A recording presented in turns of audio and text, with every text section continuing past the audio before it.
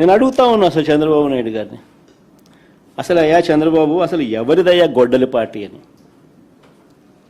చంద్రబాబుని సీరియస్గా క్వశ్చన్ చేస్తా ఉన్నా. ఎవరిదయ్యా గొడ్డలి పార్టీ?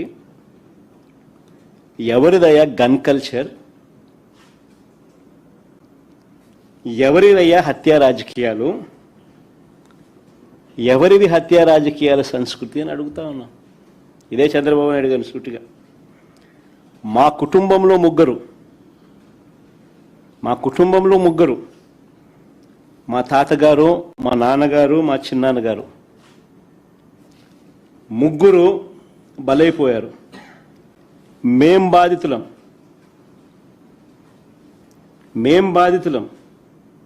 కానీ మాపైనే వీళ్ళు తప్పుడు రాజకీయాలు చంద్రబాబు నాయుడు గారు చేయిస్తారు.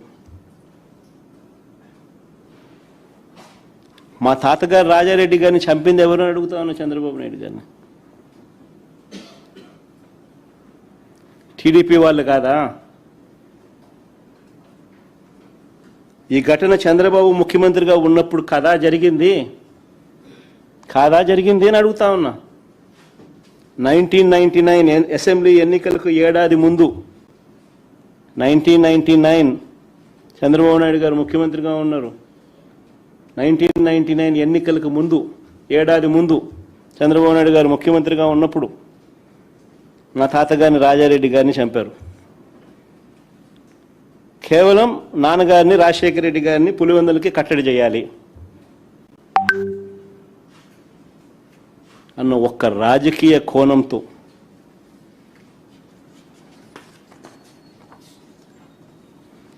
ఆ కేసులో దోషులను బరితెగించి హైదరాబాద్ తెలుగుదేశం పార్టీ సెంట్రల్ ఆఫీస్లో ఎన్టీఆర్ ట్రస్ట్ భవన్లో పెట్టి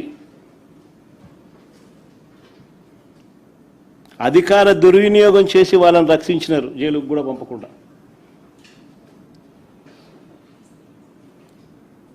మరి ఇది ఎవరిదయ్యా క్రిమినల్ బ్రెయిన్ చంద్రబాబు గారు అని అడుగుతాను.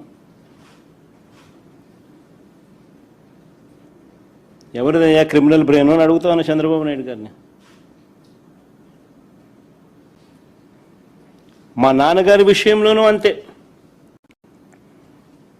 మా నాన్నగారు చనిపోక మునుపు 2-3 రోజుల కిందట అసెంబ్లీ సమావేశాలు జరుగుతూ ఉన్నాయి. అప్పట్లో ఆ అసెంబ్లీ సమావేశాలు క్లిప్పింగ్స్ ఒకసారి చూడండి మీరు కూడా. చంద్రబాబు నాయుడు గారు అన్న మాట అసెంబ్లీలో, నువ్వు అసెంబ్లీకి ఎలా వస్తావో నేను చూస్తానన్నాడు. చంద్రబాబు నాయుడు గారు అన్న ఈ మాట తర్వాత 2-3 రోజులకి నాన్నగారు చనిపోయారు. Helicopter accident.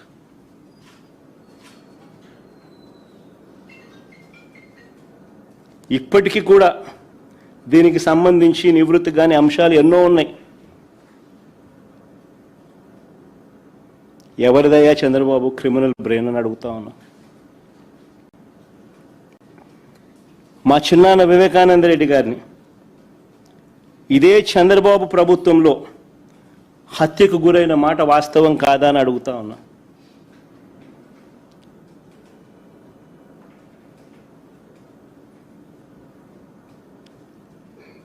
వైసీపీ పార్టీ కోసం, అవినాష్ రెడ్డి కోసం తాను క్యాంపెయిన్ చేస్తూ ఉన్నాడు. జమ్మన్మడుకు పోయి క్యాంపెయిన్ చేసి వచ్చినాడు.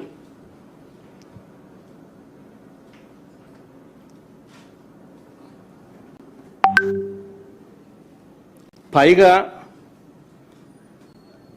తానే వివేకం చిన్నానని హత్య చేశానంటూ సాక్షాత్తు లైవ్ టీవీ షోలో చెలరేగిపోయి విచ్చలవిడిగా మాట్లాడిన ఈ దస్తగిరి అనే వ్యక్తి, చంపిన వ్యక్తి, నేనే చంపాను అని చెప్పి విచ్చలవిడిగా చెలరేగిపోయి మాట్లాడే టీవీ లైవ్ షోలో ఈ దస్తగిరి అనే వ్యక్తి ఇవాళ స్వేచ్ఛగా పోలీసుల వత్తాసుతో దర్జాగా కారులో తిరుగుతూ ఉన్నాడు. జైల్లో ఉండాల్సిన వ్యక్తి దర్జాగా కారులో తిరుగుతూ ఉన్నాడు ఈరోజు. అంతేకాదు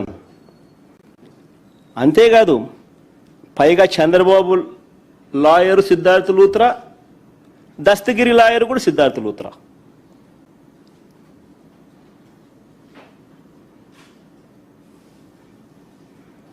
మరి ఎవరిదయా చంద్రబాబు క్రిమినల్ బ్రెయిన్ అని అడుగుతా ఉన్నా.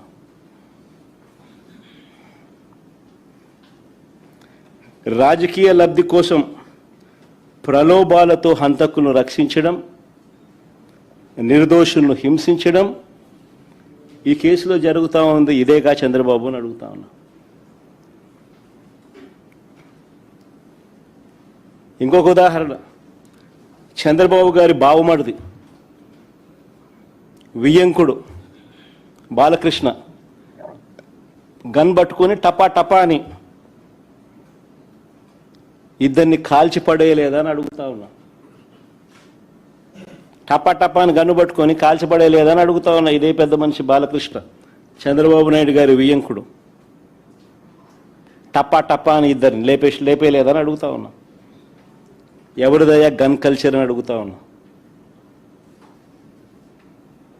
ఆ తర్వాత సాక్షులు ఉండకూడదని చెప్పి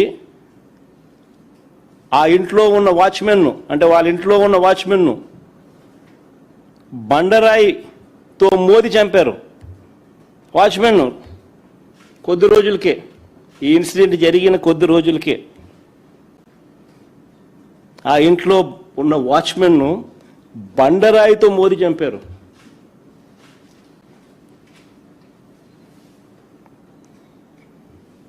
ఇంకొక ఇన్సిడెంట్, పాపం ఎన్టీఆర్ గారు అబ్బాయి హరికృష్ణ గారు యాక్సిడెంట్లో ఆయన చనిపోతే పరామర్శ కోసం అని చెప్పి పోయి చంద్రబాబు నాయుడు గారు పోయి కేటీఆర్తో పొత్తులపై చంద్రబాబు మాట్లాడారు శవాన్ని పెట్టుకొని.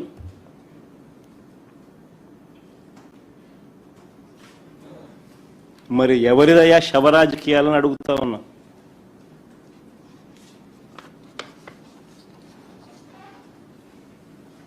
అంతేకాదు, సొంత కూతుర్నిచ్చి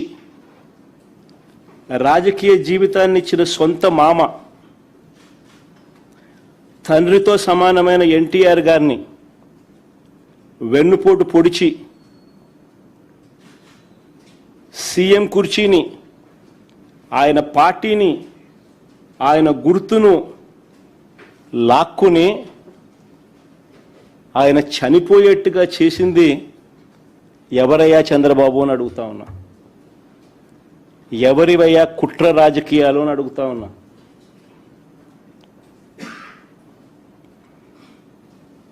మరో ఇన్సిడెంట్, వంగవీటి మోహన్ రంగారావు గారు ఒక టైగర్. ఆయన ఎలా చనిపోయారు? పేదలకు ఇళ్ల పట్టాలు ఇవ్వాలని విజయవాడలో నిరాహార దీక్ష చేస్తూ ఉంటే అర్ధరాత్రి చంద్రబాబు నాయుడు గారి గవర్నమెంట్, తెలుగుదేశం పార్టీ అధికారంలో ఉంది, అర్ధరాత్రి నరికి చంపారు. ఈ ఘటనలో వేళ్ళన్నీ కూడా చంద్రబాబు గారి వైపే చూపిస్తాయి. హరిరామ జోగయ్య గారు అప్పట్లో తెలుగుదేశం పార్టీ మంత్రి, చంద్రబాబు నాయుడు గారి సహచరుడు, అప్పట్లో తెలుగుదేశం పార్టీలో మంత్రి. ఆయన ఏకంగా పుస్తకం రాశాడు ఏ రకంగా ఇన్సిడెంట్ జరిగింది, చంద్రబాబు నాయుడు గారి పాత్ర ఎంత బలంగా ఉంది అని చెప్తూ. ఆ వంగవీటి మోహన్ రంగారావు గారి హత్య కేసులో ఒక ప్రధాన నిందితుడు వెలగపూడి రామకృష్ణ బాబు ఇప్పుడు తెలుగుదేశం పార్టీ ఎమ్మెల్యే.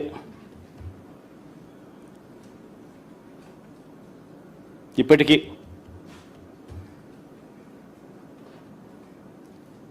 ఇంకా ముందుకు పోదాం. హత్య రాజకీయాలు ఎవరియో, కుట్ర రాజకీయాలు ఎవరియో, శవ రాజకీయాలు ఎవరియో, ఇవన్నీ కూడా ప్రజలందరికీ కూడా తేటతెల్లమవుతా ఉన్నాయి. ఎన్టీఆర్ గారి మీద దాడి చేసిన కేసులో మల్లెల బాబ్జీ అనే వ్యక్తిని పోలీసులు అరెస్ట్ చేశారు.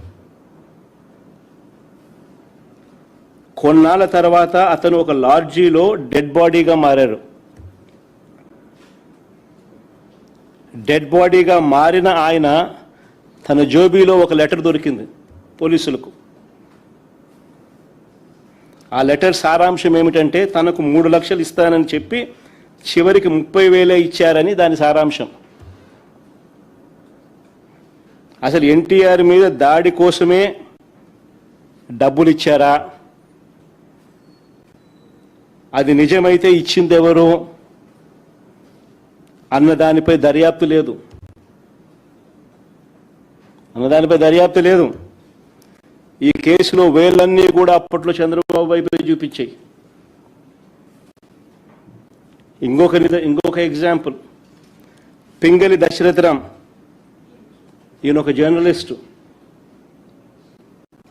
విజయవాడలో ఎన్కౌంటర్ అనే ఒక పత్రికను పెట్టి టీడీపీ ప్రభుత్వ అవినీతిని ప్రశ్నిస్తూ ఉంటే ఈ వ్యక్తిని హైదరాబాదు నుంచి బస్సు దిగి రిక్షాలో ఇంటికి వెళ్తూ ఉంటే కత్తులతో దారుణంగా దాడి చేసి చంపారు. ఈ ఘటనలో వేళ్ళన్నీ కూడా అప్పట్లో చంద్రబాబు నాయుడు గారి వైపే చూపించాయి. అడుగుతా ఉన్న చంద్రబాబు నాయుడు గారిని, ఎవరి అయ్యా హత్య రాజకీయాలు, ఎవరి అయ్యా కుట్ర రాజకీయాలు, ఎవరి అయ్యా శవ రాజకీయాలు?